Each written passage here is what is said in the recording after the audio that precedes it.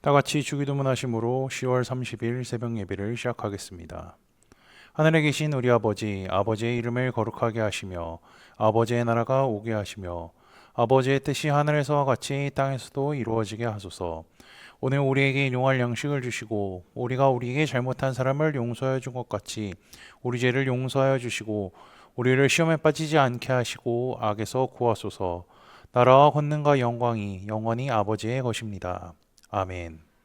다 함께 찬송가 393장 찬양하시겠습니다.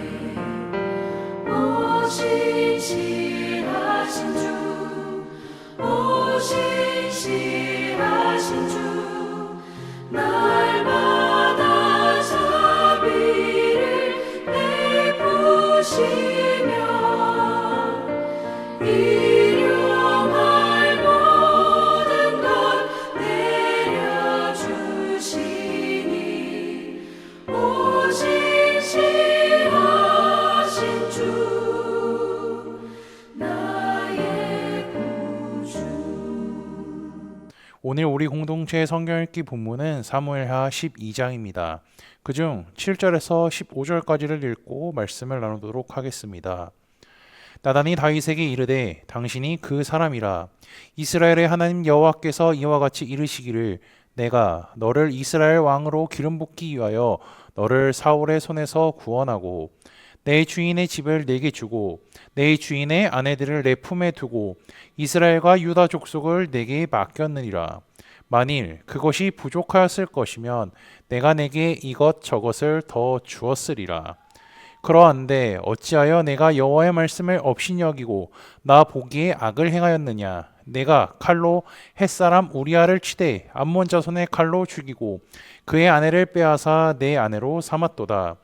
이제 내가 나를 업신여기고 햇사람 우리아의 아내를 빼앗아 내 아내로 삼은즉 칼이 내 집에서 영원토록 떠나지 아니하니라 하셨고 여호와께서 또 이와 같이 이르시기를 보라 내가 너와 내 집에 재앙을 일으키고 내가 내 눈앞에서 내 아내를 빼앗아 내 이웃들에게 주리니 그 사람들이 내 아내들과 더불어 백주에 동침하리라. 너는 은밀히 행하였으나 나는 온 이스라엘 앞에서 백주에 이 일을 행하리라 하셨나이다 하니 다윗이 나단에게 이르되 내가 여호와께 죄를 범하였노라 하매 나단이 다윗에게 말하되 여호와께서 당신의 죄를 사하셨나니 당신이 죽지 아니하려니와 이 일로 말미암아 여호와의 원수가 크게 비방할 거리를 얻게 하였으니 당신이 낳은 아이가 반드시 죽으리이다 하고 나단이 자기 집으로 돌아가니라. 우리아의 아내가 다윗에게 낳은 아이를 여호와께서 치심에 심히 앓는지라. 아멘. 다윗은요 밤에 목욕을 하고 있는 밧세바를 보고 반했고 그녀를 취하게 되었습니다. 완전 범죄를 위하여서 그녀의 남편인 우리아를 집으로 불러들여 잠자리를 청하도록 했지만 뼛속까지 군인이었던 그는 집으로 가지 않았습니다. 이에 다윗은 더 치밀한 계획을 준비하여 전쟁터에서 일부러 그를 죽게 만들어 버리죠. 우리아가 죽은 것을 확인한 다윗은요 장례를 마친 밧세바를 궁으로 불러오죠. 그녀는 한 장수의 아내로 살아가다가 왕의 후궁으로의 삶을 살아가게 되죠. 그런데 다윗의 이러한 행동은 올바르지 못했습니다. 사무엘하 11장 마지막은 이렇게 설명하고 있죠. 다윗이 행한 그 일이 여호와 보시기에 악하였더라. 하나님 보시기에 악하였다는 겁니다. 우리가 알고 있는 다윗은요 하나님 마음에 합한 사람이었으며 하나님의 이름을 누구보다 소중히 여기는 사람이었습니다. 그런데 그가 밧세바를 얻기 위하여서 한 행동은요 절대로 하나님의 사람이라고 할 수 없는 것이죠. 게다가 그는 하나님의 말씀인 대표적으로 우리가 주보에도 매주 보고 있지만 그 십계명을 두 가지나 어겼다고 할 수가 있는 것입니다. 유부녀인 밧세바를 보고 음욕을 품어 간음하였습니다. 게다가 요압을 시켜 우리아를 죽게 만들었죠. 하나님께서는요 다윗의 이 행동을 보고 너무나 마음이 아프셨습니다.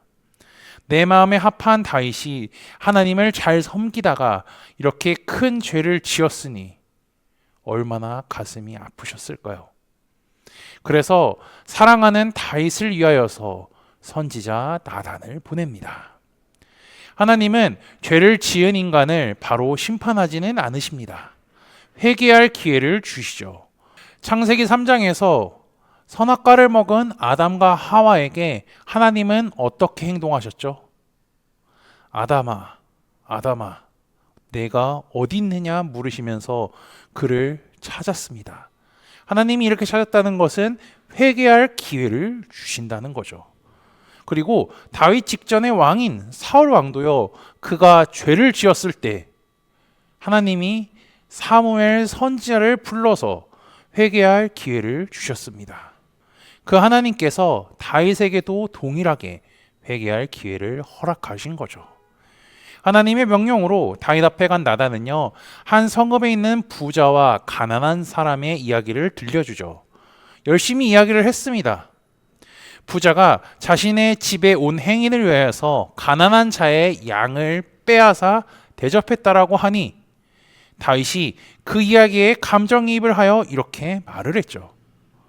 다윗이 그 사람으로 말미암아 노하여 나단에게 이르되 여호와의 살아계심을 두고 맹세하노니 이 일을 행한 그 사람은 마땅히 죽을 자라. 왜냐하면 부자는 가난한 자의 것을 탐내서 강제로 빼앗았기 때문입니다. 게다가 그 양새끼를 4배나 갚아줘야 한다고 다윗은 말했습니다. 나단은 비유로 말을 하면서 다윗의 반응을 기다리고 있었는데요. 다윗이 그 얘기를 듣고 옳다구나 하고 반응을 한 것입니다. 이에 그는 다윗에게 이렇게 말하죠. 나단이 다윗에게 이르되 당신이 그 사람이라. 당신이 바로 그 부자 같은 사람이라는 것입니다. 나단은 부연 설명을 하기 위해서 7절과 8절에서 하나님께서 그에게 베풀어 주신 은혜에 대한 설명을 하죠. 하나님께서 엄청난 은혜를 베푸시고 목숨 위험할 가운데서도 지키시고 보호하셨을 뿐만이 아니라 약속대로 이스라엘의 왕이 되게 하셨는데 어째서 하나님의 은혜와 사랑을 잊고 하나님의 말씀을 업신여겼냐고 물어보죠. 그 결과 하나님께서 다윗에게 심판을 내리십니다. 너의 목숨을 빼앗지는 않겠지만 너의 집안의 칼이 영원토록 떠나지 않을 것이며 내 아내를 빼앗아 내 이웃들에게 줄 것이라고 말합니다.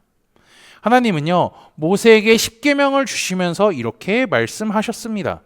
나를 미워하는 자의 죄를 갚되 아버지께로부터 아들에게로 3, 4대까지 이르게 하거니와 나를 사랑하고 내 계명을 지키는 자에게는 1000대까지 은혜를 베푸느니라. 하나님은 죄를 지으면 3, 4대까지 갚으시는 분이며 하나님을 사랑하고 그분의 말씀에 순종하며 살아가는 자에게는 1000대까지 은혜를 베푸신다고 하시죠. 우리가 열왕기와 성경 공부를 하고 있지만 다윗의 혈통인 남유다는요, 북왕조보다 그 나라가 더 늦게까지 유지되었습니다. 왜냐하면요, 다윗에게 하나님께서 약속하신 말씀이 있기 때문입니다. 게다가 남왕국을 보면 이렇게 하나님을 대체적으로 잘 섬기며 살았기 때문이기도 하죠. 게다가 우리는요, 담임 목사님을 통하여서 말씀의 권위에 대한 설교를 듣고 있으며 하나님께서 하신 말씀이 그대로 이루어졌다는 것과 앞으로도 이루어질 것을 기다리며 살아가고 있는 사람들입니다. 하나님은 나단을 통하여서 다윗의 아내를 뺏어서 내 이웃에게 준다라고 말씀하셨는데 이것을요, 압살롬을 통하여서 이루시죠. 그에 대한 내용은 우리가 다음 주 새벽 예배 때 확인하실 수 있으실 겁니다. 어쨌든 다윗은요, 자신의 범죄를 은폐하려고 밤에 은밀히 활동을 했지만 하나님은 만천하에 대낮에 그 일을 행하신다고 말씀하셨죠. 하나님께서는 모든 죄에 대한 심판에 관한 말씀을 그대로 이루시는 분입니다. 다윗의 아들 솔로몬은 잠언에서 이러한 말을 했습니다. 하나님은 모든 행위와 모든 은밀한 일을 선악간에 심판하시리라. 하나님께서는 나단을 통하여서 다윗의 죄를 드러내시고 그가 받을 심판에 관해 말씀하셨습니다. 나단의 말을 들은 다윗은 자신의 잘못을 깨닫게 되었죠. 그는 하나님의 마음을 누구보다 잘 알고 있던 사람이었기 때문에 나단을 통하여 하나님께서 말씀하시고자 하는 뜻을 깨닫게 되었습니다. 그래서 이렇게 고백하죠. 다윗이 나단에게 이르되 내가 여호와께 죄를 범하였노라. 다시 한번 읽어드리겠습니다. 내가 여호와께 죄를 범하였노라. 하나님께서 이 말을 얼마나 듣고 싶으셨을까요? 그리고 그의 회개를 들은 하나님께서는요, 얼마나 기뻐하셨을지 생각해 보시길 바랍니다. 하나님은 진심 어린 회개를 하는 다윗을 향하여 어떠한 결과를 알려줄지 나단은 이야기합니다. 하나님께서도 당신의 죄를 용서해 주셨다. 당신의 죄를 처리해 주셨다라고 이야기하죠. 하나님은 죄를 지은 다윗의 회개의 고백을 기다리십니다. 이것은 다윗뿐만이 아닙니다.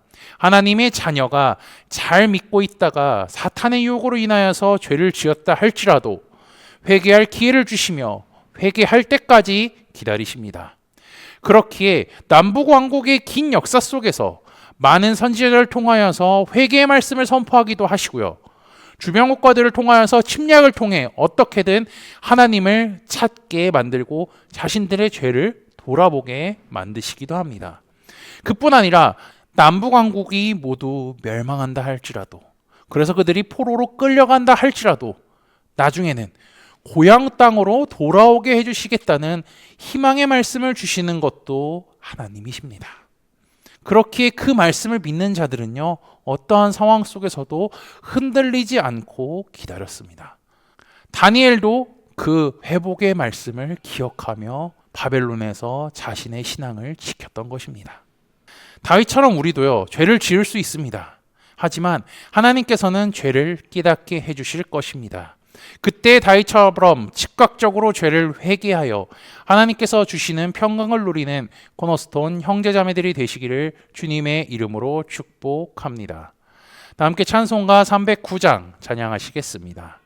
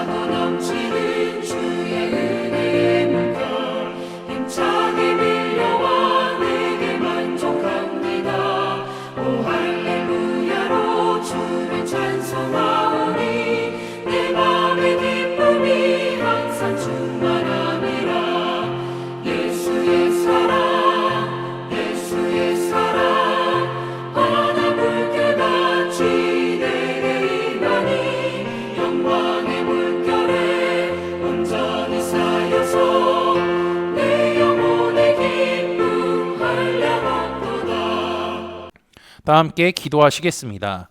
이 세상을 주관하시고 다스리시는 전능하신 하나님 아버지, 오늘도 하나님께 찬양과 경배를 올려드리게 하심에 감사합니다. 죄악된 세상 속에서 말씀을 통하여 흔들리지 않는 믿음을 허락하시고 어떻게 살아가야 하는지 알려주심에 감사합니다. 말씀을 통하여 주님을 더욱 알게 하시고 하나님의 은혜를 누리며 살아가는 하루가 되게 인도하여 주옵소서. 나단을 통하여 죄를 깨달은 다윗은 하나님께 즉각적으로 회개했습니다. 그는 하나님의 마음을 누구보다도 잘 알고 있었기 때문에 죄를 지었다 할지라도 회개하기를 원하시는 하나님의 마음을 기억하며 회개했습니다. 다윗과 같이 하나님의 자녀인 우리도 죄를 지을 때가 있음을 고백합니다. 그때 하나님께서 주변의 환경과 상황들을 통하여서 죄를 깨닫게 해주실 때에 깨달아 회개하여 주께서 주시는 평강을 누리며 살아가도록 인도하여 주옵소서. 지난주 말씀을 기억하며 기도합니다. 주께서 하나님의 말씀대로 이 땅에 오셨고 예언된 말씀대로 삶을 살아가셨습니다.